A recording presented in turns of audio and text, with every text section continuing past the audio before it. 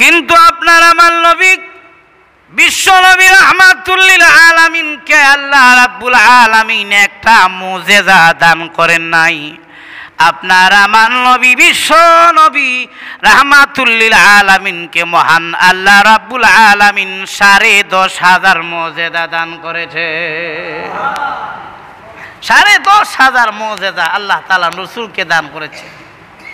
আর রাসূলের মুজিজার সাথে অন্য নবীর কোনো মুজিজার তুলনা হয় না। দাঁড়ায় বলছেন, এ চাঁদ তুমি আল্লাহর হুকুমে দ্বিখণ্ডিত হয়ে যাও, আকাশের চাঁদ দ্বিখণ্ডিত হয়ে গেছে। রসুল বলছেন, হে সাপ তুমি কথা বলো। সাপ কথা বলছে। রসুলকে জিজ্ঞাসা করছে, হাতের মধ্যে কি আছে বলো দেখি মুহাম্মদ। রসুল বলেন, আমি বলা লাগবে না, তোমার হাতে কি আছে সেটাই বলবে আমি কে। এইভাবে 10,500 মুজিজা আমাদের নবীকে দান করেছেন। হযরত সুলাইমান আলাইহিস সালাতু ওয়াস সালামকেও আল্লাহ একটা মুজিজা দান করেছে। আল্লাহুলা বিকামালিহি কাযাবাত দুজা বিজামালিহি হাসানাত জামিউ খিসালিহি সাল্লু আলাইহি ওয়া আলিহি লা ইলাহা ইল্লাল্লাহ লা ইলাহা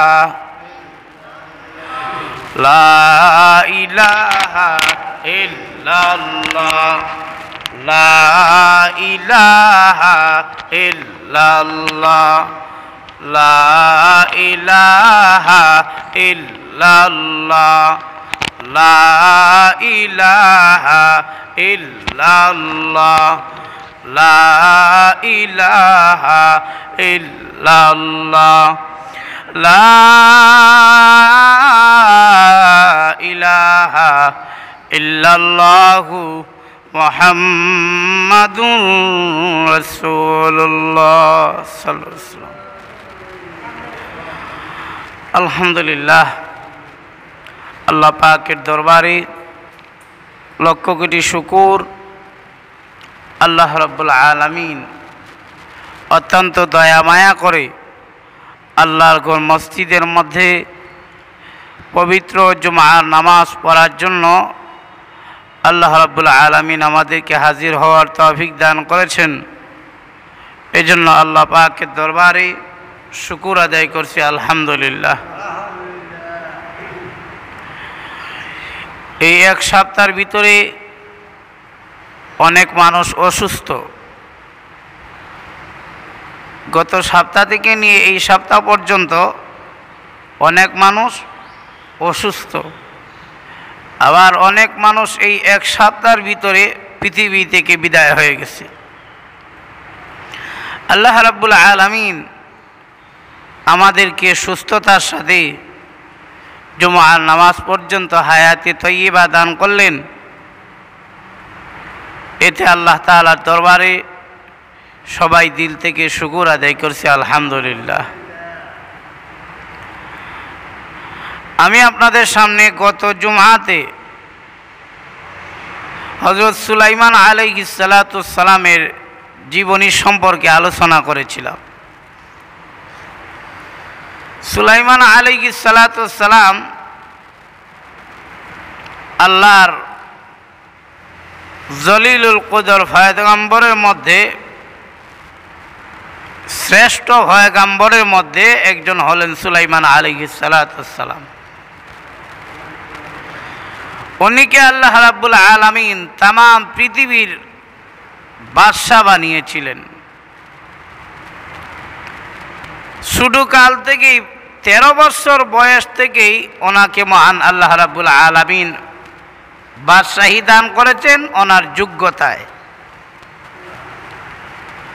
সেই সুলাইমান আলাইহিস সালাতু ওয়াস সালাম ওনার কথা মতো জিন্নাত চলাফেরা করত। উনি বাতাসকে হুকুম দিতে পারতেন, পিপিলিকার ভাষা বুঝতে পারতেন, পাখির ভাষা বুঝতে পারতেন। এইভাবে মহান আল্লাহ রাব্বুল আলামিন বিভিন্ন প্রাণীর উপরে সুলাইমান আলাইহিস সালামকে ক্ষমতা দান করেছেন। সেই সুলাইমান আলাইহিস সালাম মন্ত্রী পরিষদে বসা, সংসদ ভবনে বসা। সুলাইমান আলাইহিস সালামের সামনে বসে আছে এমপি, মন্ত্রী, সচিব, সবাই ওনার সামনে বসা। হযরত সুলাইমান আলাইহিস সালাম বললেন যে আমি বিবাহ করতে চাই, তোমরা আমার জন্য পাত্রী দেখো। সবাই বলল এটা তো অবশ্যই ভালো বিষয়, বিবাহ করবেন, অসুবিধা নাই। তো কীরকম মেয়ে আপনার প্রয়োজন? মেয়ের গুণ কি হবে, মেয়ের সিফত কি হবে, মেয়ের কোয়ালিটি কি হবে, কোন ধরনের মেয়েকে আপনি বিবাহ করবেন? আপনি একদিকে হলেন বাদশাহ আর একদিকে হলেন পয়গম্বর, কোন ধরনের মেয়েকে বিবাহ করবেন? সুলাইমান আলাইহিস সালাম বলেন 4 গুণ যেই মেয়ের মধ্যে থাকবে তাকেই বিবাহ করব। 60টা গুণ যেই মেয়ের মধ্যে পাওয়া যাবে তাকেই বিবাহ করব। প্রথম নম্বর গুণ হলো মেয়েটা পর্দানিশীন হতে হবে। দ্বিতীয় নম্বর গুণ হলো মেয়েটা ভালো বংশের মেয়ে হতে হবে। 3 নম্বর হলো মেয়েটা সৎ চরিত্র, আমানতদার হতে হবে। 4 নম্বর হলো সুন্দরী হতে হবে। এই 4 গুণের মেয়ে তোমরা খুঁজো, পাইলে বিয়ে হবে। 4 গুণের মেয়ে না হয়তো বিয়ে হবে না। এই 4 গুণের মেয়ে খুঁজো।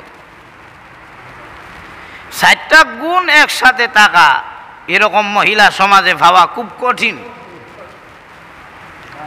ওই একদিক থেকে মিলবো, আরেক দিক থেকে মিলবে না।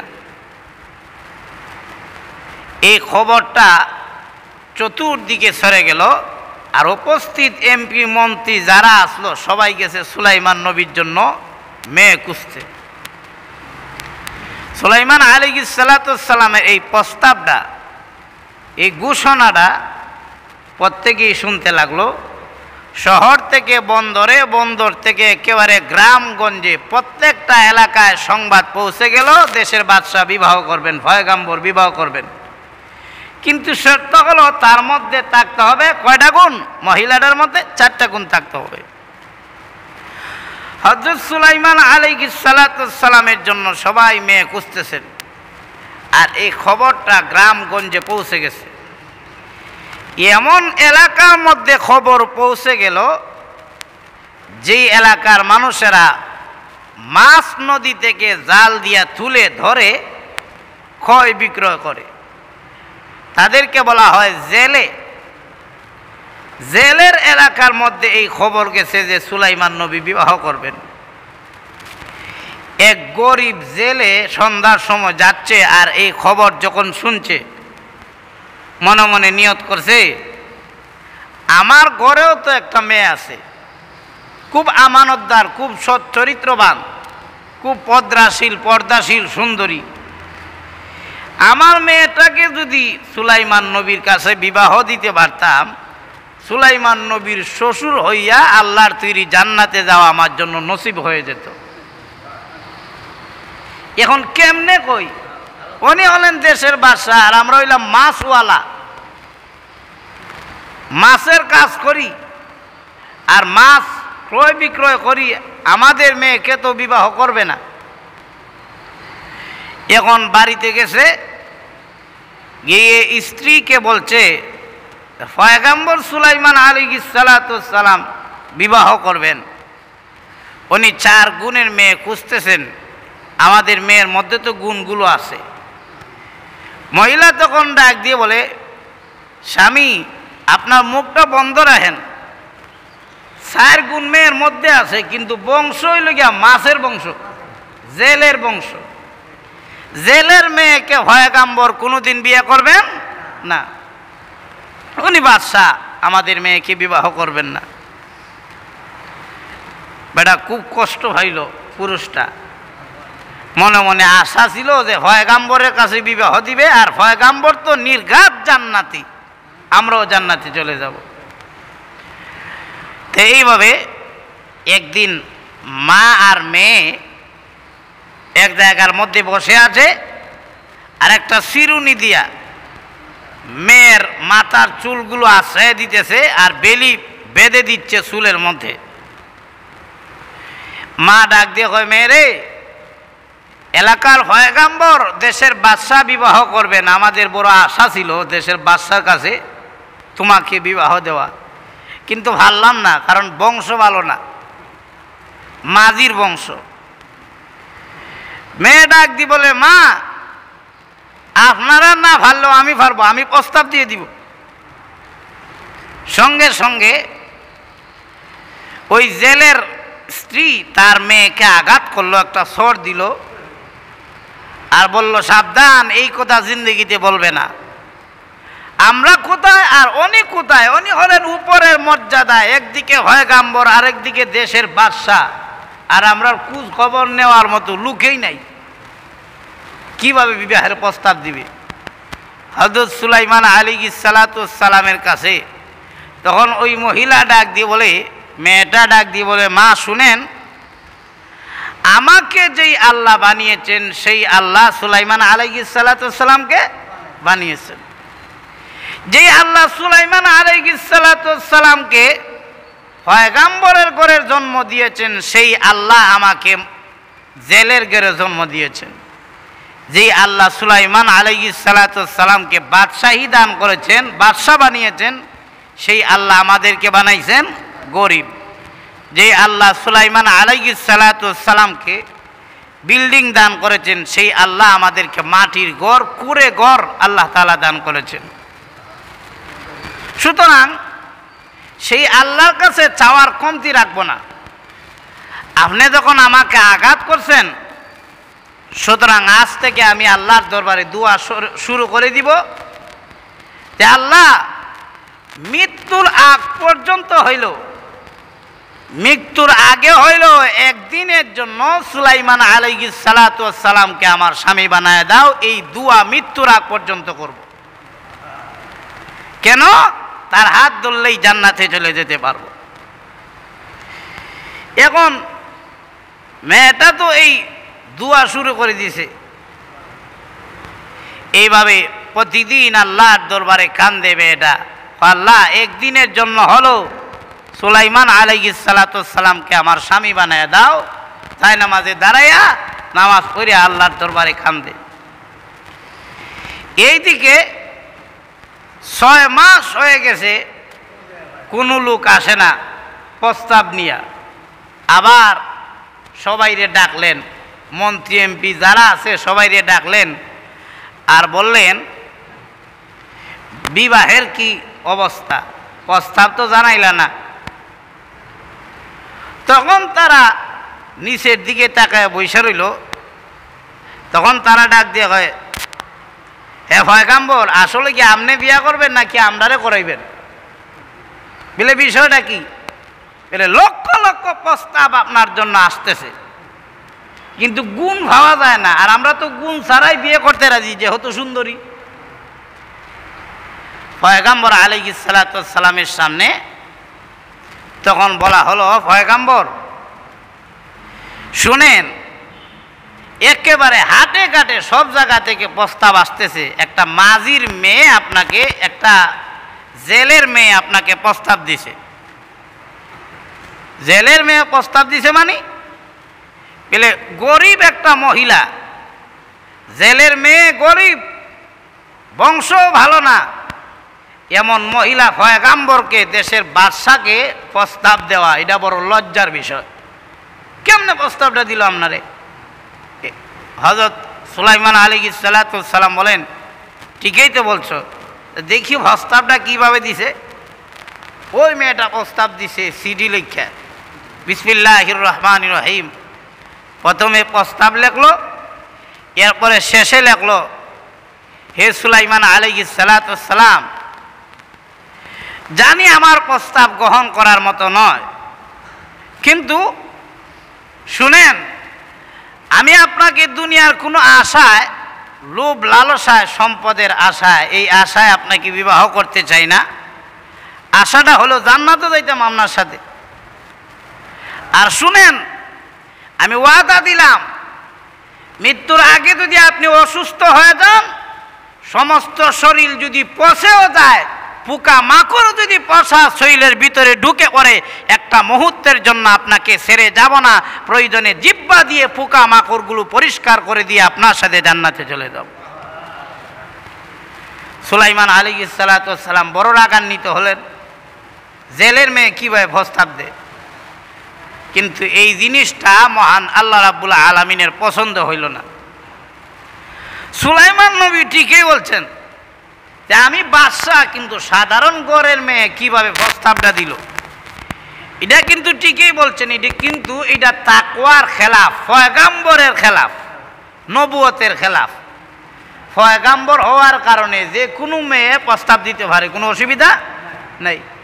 আপনি প্রস্তাব মানলে মানবেন, না মানলে না, এটা হইলে আপনার বিষয়। কিন্তু রাগ করা যাইতো না। রাগ করা হইল কি? অহংকারী। আল্লাহ বলেন, সুলাইমান, এখন আমি আল্লাহ তোমাকে পরীক্ষা করব, তোমার ভিতরে অহংকার আছে কিনা নাই।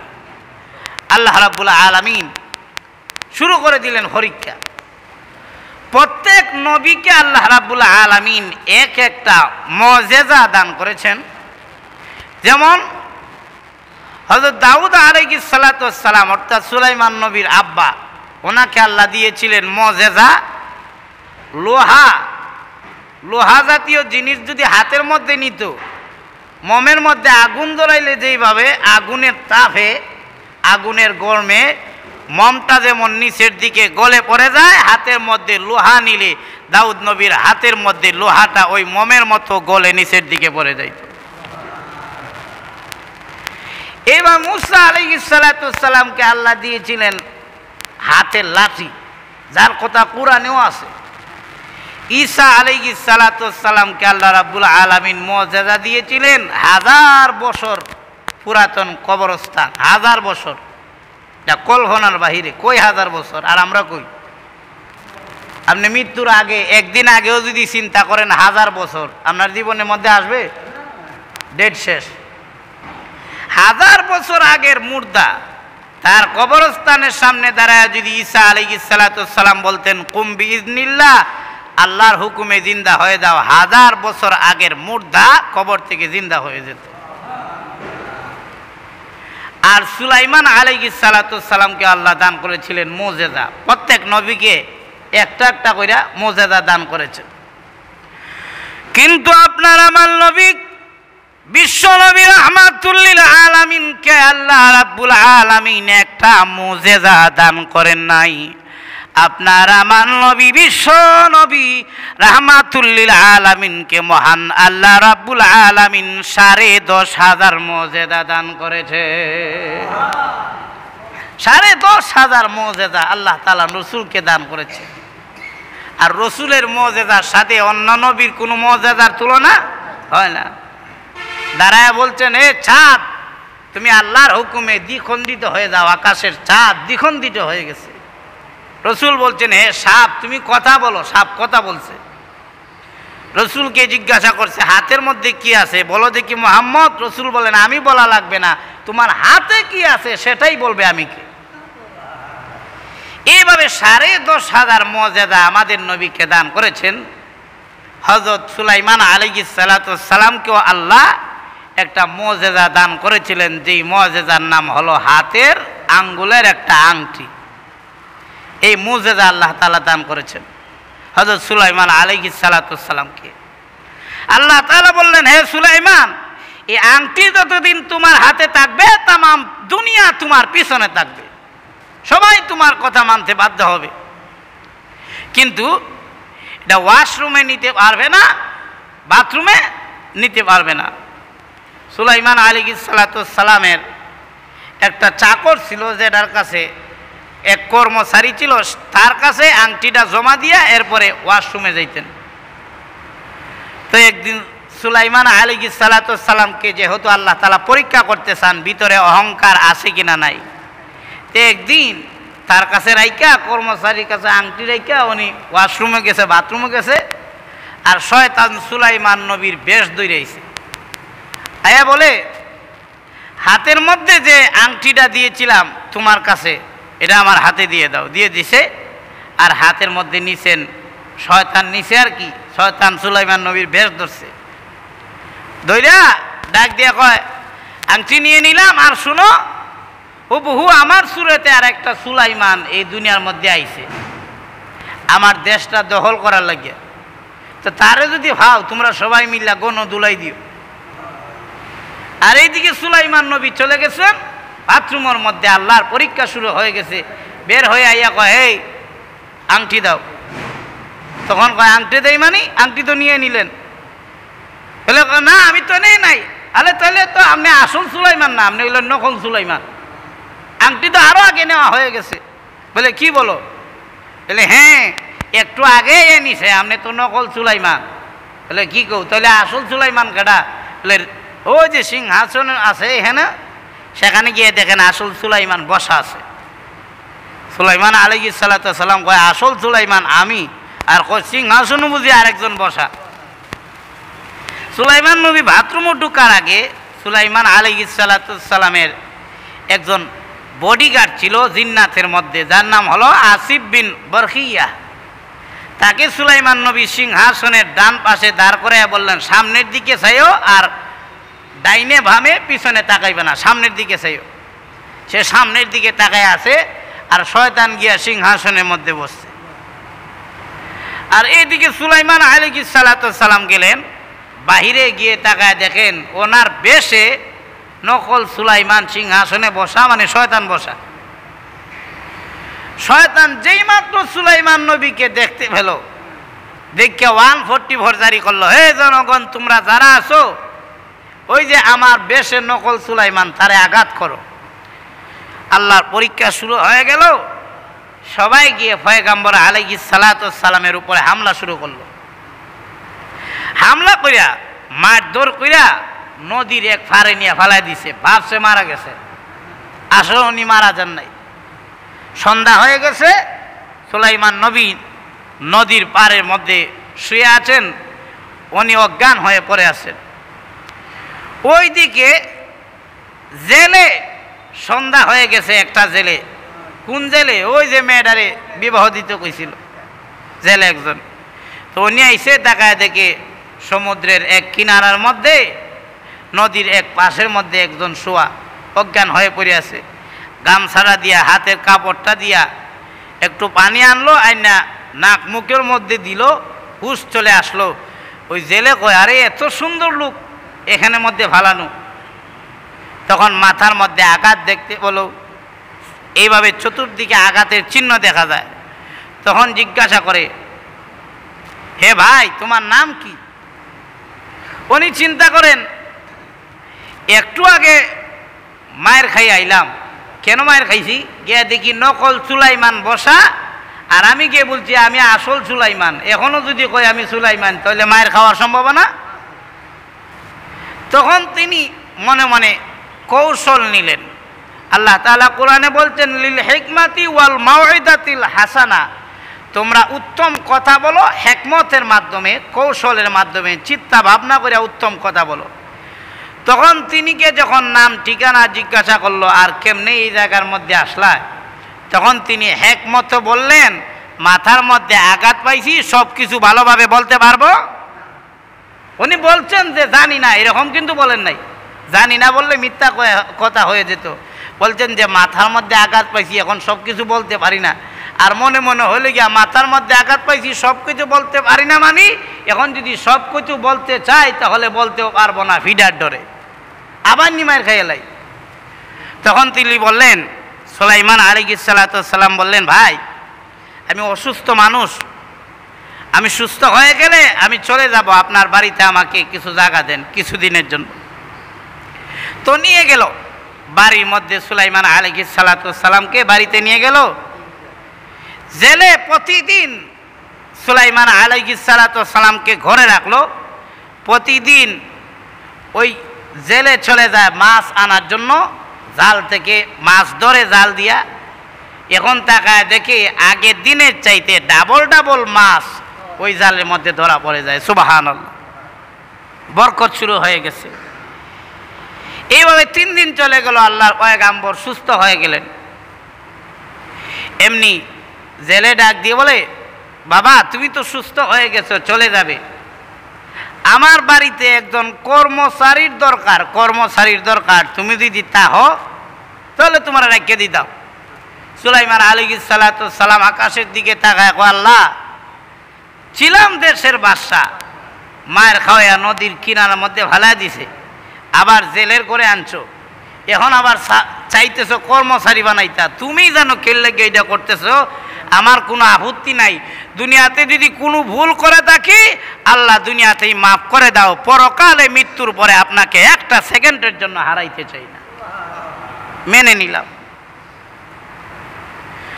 আল্লাহর পয়গম্বর সুলাইমান আলাইহিস সালাতু ওয়াস সালাম জেলের ঘরের মধ্যে, কেউ বলেছেন কর্মচারী হিসাবে 1 মাস থেকেছেন, কেউ আবার বলেছেন পয়গম্বর 6 মাস থেকেছেন, আবার কেউ বলেছেন পয়গম্বর আলাইহিস সালাতু ওয়াস সালাম 1 বছর ওই জেলের ঘরে থাকলেন।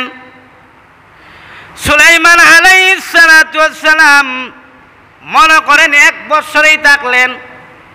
1 বছর থাকার পরে 1 বছরের পরের দিন বিদায় নিবেন।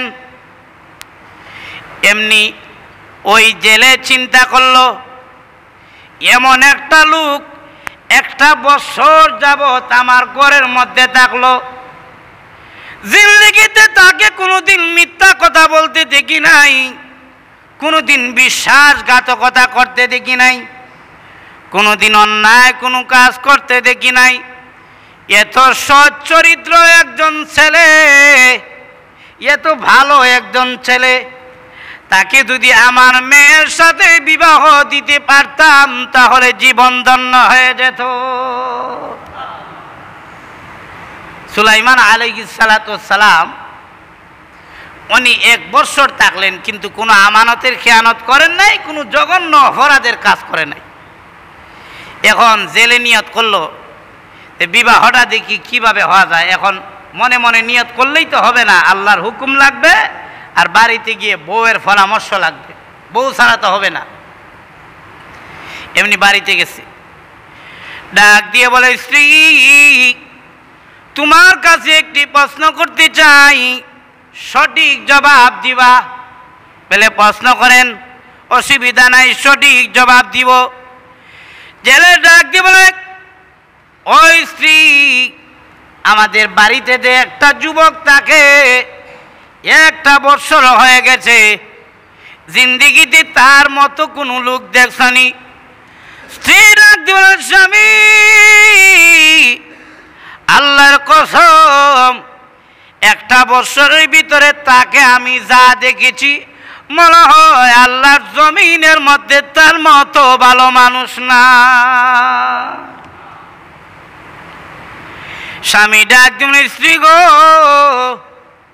এরকমই যদি হয়, আমারও পছন্দ হয়েছে, তোমারও পছন্দ হয়েছে, চলো একটা কাজ করি, আমাদের যে ঘরের মধ্যে একটা মেয়ে আছে তার সাথে তার বিবাহ পড়াইয়া দে, আমার মেয়ের সাথে বিবাহ পড়াইয়া দেই। এমনি মহিলা উইটা কয় কি, স্ত্রী উইটা কয় কি, বলে ছেলেটা বলছিলাম ভালো, কিন্তু ভালো ছেলে যদি হইতো মায়ের খায়া নদীর কিনারের মধ্যে ভরা থাকতো না, ছেলেটা বাটপার। জোরে হন না নাউজুবিল্লাহ। একটু আগে কি কইছে মহিলাটা, একটু আগে কি কইছে, আর এখন কি কয় বাটপার। কেন, এর কারণ কি? বলে মহিলারা সকাল বিকাল তাদের কালার ভালটায়, সকালে কইব এক কথা, বিকালে কইব আরেক কথা, এরকম জঘন্যতম মহিলা নাই। সকালে কয় এক কথা, বিকাল কয় আরেক কথা। এখন মনে মনে ভাবলো, আরে ছেলেটার কাছে মেয়েটার বিবাহ দিতে পারলাম না, বাজারে গেল, বাজারে গিয়া সুন্দর একটা লাল শাড়ি কিনলো, 1 কেজি মিষ্টিও লই আইছে, আবার সাথে করে একটা মিষ্টি ভান আনছে। রাত্রে ঘুমানোর আগে ডাক দিয়ে বলে, স্ত্রী নে ওইটা তোমারে দিলাম, শাড়িটা পরো।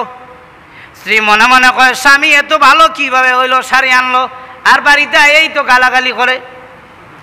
শাড়িটা পরল, এবার নিজ হাত দিয়ে মিষ্টি স্ত্রীর মুখে দিল। ঘুমানোর আগে এক বিছানার মধ্যে স্বামী স্ত্রী শুয়ে গেল। এবার মিষ্টি পান্ডা পকেট থেকে বের কইরা স্ত্রীর মুখের মধ্যে দিল। স্ত্রী আশ্চর্য হয়ে গেছে, আরে আমার স্বামী হঠাৎ করে কিভাবে এত ভালো হইল, চিন্তায় পড়ে গেল। এবার ডাক দিয়ে বলে, স্ত্রী গো, একটি কথা বলতে চাই। বলে, হ্যাঁ একটি কথা কেন, হাজার কথা বলেন। এখন নরম না গরম? একটু ধরে কর, কেন ঘুষ খাওয়াইছে? আল্লাহর পয়গম্বরের প্রস্তাবটা আবার দিল স্ত্রী, এই প্রস্তাবটা গ্রহণ করে নাও। স্ত্রী মনে মনে ভাবলো, এখন যদি প্রস্তাব গ্রহণ না করি তাহলে যা খাইলাম তা পেট থেকে এখন বার করে লইব। আর এখন স্বামী স্ত্রী শুয়ে আছি, বালি দিয়া যদি মুখের মধ্যে জাতা দিয়া মাইরা ফালাইয়া দে, আল্লাহ কইতে পারতাম না, মা বাবা কইও ডাক দিতে পারতাম না। তাই ডাক দিয়ে বলে, স্বামী আপনি যখন রাজি হয়ে গেছেন আমিও এই মুহূর্তে রাজি হয়ে গেলাম। স্ত্রী রাজি হয়ে গেছে, এবার প্রস্তাব দিবেন পয়গম্বরের কাছে। কিন্তু ওই জেলেও জানে না উনি যে আল্লাহর পয়গম্বর, দেশের বাদশা, ওই জেলেও জানে না। দুজন যাবেন মাছ ধরার জন্য জাল দিয়ে। রাস্তার মধ্যে ডাক দিয়ে বলে, যুবক একটি কথা বলতে চাই। বলে, হ্যাঁ বলেন। ও যুবক, আমার ঘরের মধ্যে কয়জন সদস্য আছে, কয়জন লোক আছে? উনি ডাক দিয়ে বলেন, আল্লাহর পয়গম্বর ডাক দিয়ে বলেন, আপনার ঘরের মধ্যে 3 জন আছে। একজন হলেন আপনি, আরেকজন হলেন আপনার স্ত্রী, আর আমি। পয়গম্বরে যেই মাত্র পয়গম্বর এই কথা বললেন, হে মনে মনে ভাবতেছে, জেলে মনে মনে ভাবতেছে, আমার মেয়েরে দেখি সিরিয়ালই দেয় না, আবার যদি প্রস্তাব দিলে না করে। বলে, কেন তুমি কি জানো না আমার ঘরের মধ্যে একটা মেয়ে আছে রে? বলে, না তা তো জানি না, জিন্দিগিতে দেখবো দূরের কথা, তার একটা কাপড়ই দেখি নাই, তাকে তো দেখি নাই, তাকে তো আমি এখন পর্যন্ত দেখি নাই। আল্লাহর পয়গম্বরকে জেলে ডাক দি বলে, এ যুবক আমিও রাজি, আমার স্ত্রীও রাজি, মেয়েও রাজি, তুমি রাজি হয়ে যাও বিবাহের মধ্যে। পয়গম্বর আলাইহিস সালাতু ওয়াস সালাম মনে মনে চিন্তায় পড়ে গেলেন, দেশের বাদশা হইয়া জেলের মেয়েকে বিবাহ করব, এখন কি করব? করতেই তো হয়, কারণ কোনো ভয় নাই। যদি পরিচিত দেই, যদি পরিচয় দিয়ে দেই আমি দেশের বাদশা, এলাকায় যেতে পারবো না, বিবাহ করতে পারবো না। তাই বিবাহের মধ্যে তিনি রাজি হয়ে গেলেন। বিবাহের মধ্যে রাজি হয়ে গেছে, দুজনের বিবাহ সম্পাদন হয়ে গেল।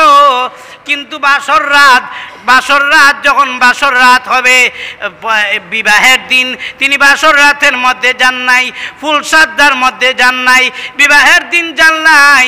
নিয়ত করলেন পরের দিন যাবেন, পরের দিন যাবেন। এখন দেখা যায় দুজন চলে গেছেন। আবার পরের দিন ঘুম থেকে উঠে জেলে এবং পয়গম্বর মাছ ধরার জন্য পরের দিন চলে গেছেন। কিন্তু পয়গম্বর আলাইহিস সালাতু ওয়াস সালাম জেলের কাছে যায় না। কেন যায় না? পিছনে থাকে।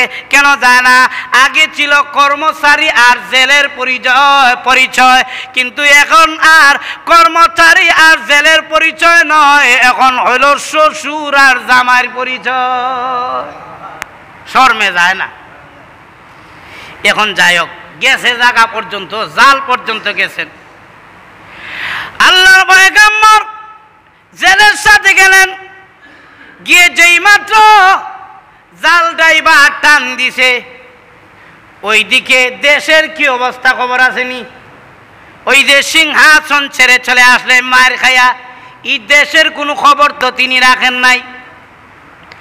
দেশের অবস্থা হলো, দেশের সিংহাসনের মধ্যে, রাজার সিংহাসনের মধ্যে শয়তান বসে।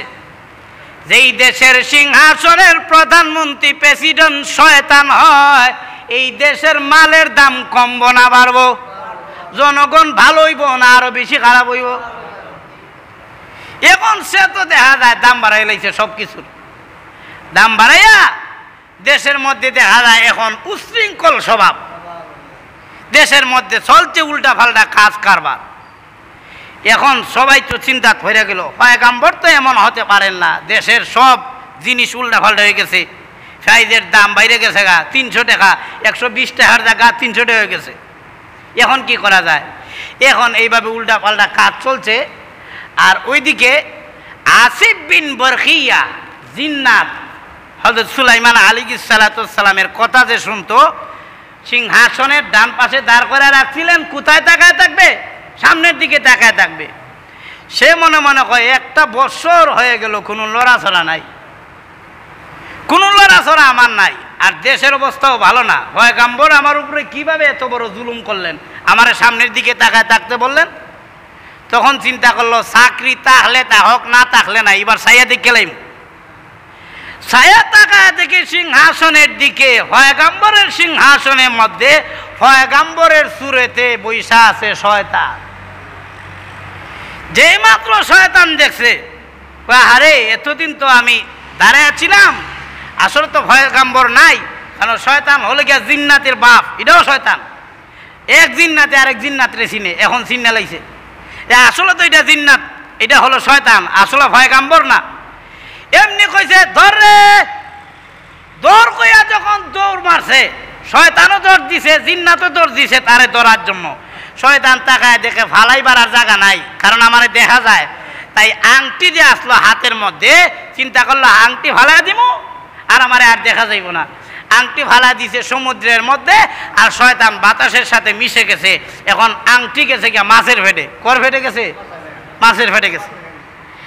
আংটি মাছ খাবার মনে কইরা ভিতরে ঢুকা দিছে, আর এই দিকে সবাই এখন পয়গম্বররে খুঁজতেছে, আর সবাই পয়গম্বরও খুঁজতেছে। এইদিকে চতুর্দিকে চলছে, সুরগুল চলছে, পয়গম্বর পাওয়া যায় না। আর ওইদিকে সুলাইমান আলাইহিস সালাম আর ওনার শ্বশুর গেছেন কোথায়? মাছ ধরার জন্য। এখন পয়গম্বরের হাতে ছিল আংটি, পয়গম্বরের জন্য তামাম দুনিয়া পাগল। শয়তানের হাতে ছিল আংটি, শয়তানের জন্য তামাম দুনিয়া পাগল। মাছের পেটের ভিতরে গেছে আংটি, এখন সমস্ত মাছ, সেই মাছ আংটিটা বুকের ভিতরে নিয়েছে, পেটের ভিতরে নিয়েছে, সমস্ত মাছ ওই মাছের জন্য পাগল হয়ে গেছে, তার পিছে পিছে দৌড়ানো শুরু করছে।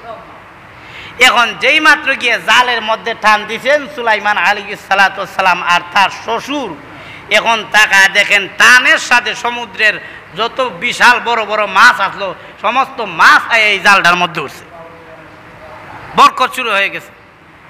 তখন মনে মনে ভাবতেছে, একটা দুইটা না, কেউ বলছেন 30 নৌকা মাছ হয়েছে, আবার কেউ বলছেন 70 নৌকা মাছ ওই দিন হয়েছে। সুবহানাল্লাহ বলেন। এখন মনে মনে চিন্তা করতেছে জেলে, আরে জামাইরে বিয়া করাইয়া মাছ ধরতে আইয়া এত বরকত, আগে যদি জানতাম তাহলে 6 মাস আগে বিয়া করাইতো। এখন মাছ বিক্রি করলেন, টাইম হয়ে গেছে। তো এখন হইলে গিয়া মাছটা আসলো, এখন মাছটা মনে করেন প্রত্যেকটা মাছ বিক্রি করতেছে। জেলে চিন্তা করলো যে এখন মাছ বিক্রি করব। এখন চিন্তা করলো যে এখনো ফুলসজ্জা হয় নাই, জামাই আর আমার মেয়ের ফুলসজ্জা হয় নাই, মেয়ের জন্য কিছু নেওয়ার দরকার। বড় একটা মাছ লয়ে গেছে। কোন মাছটা লয়ে গেছে? যেটার পেটের ভিতরে আংটি লুকাইতে আছে। সুবহানাল্লাহ। আল্লাহ তাআলা আবার আংটিটা কার কাছে নিতেছেন? সুলাইমান নবীর কাছে নিতেছেন। বাড়িতে গেছে, গিয়া কয়, বউ গো, আজকে যে বরকত শুরু হইতে 70 নৌকা মাছ পাইছি। বউ ডাক দিয়ে কয়, কিভাবে? বলে জামাইরে নিয়ে গেছি আর 70 নৌকা মাছ হয়ে গেছি। তখন ডাক দিয়ে কয়, আগে যদি জানতাম 1 বছর আগে বিয়া দিলাম। মহিলা তো দিন দিন পাল্টাইতেছে। এখন মেয়ের কাছে দিছে, দিয়া কয়, এইটা তোমার স্বামীরে ভালো কইরা রান্না কইরা কাটিয়া স্বামীরে খাওয়াই দিও। যেই মাত্র গেছে মাছ দিয়া কাটার জন্য, মাছটাকে ফেটটা যখন কাটছে, টাকা দেখে সাদা দপ দপ দে সুন্দর একটা, সুন্দর করে ঝিলিক মিলিক করে সুন্দর একটা আংটি মাছের পেট থেকে বের হয়ে গেছে।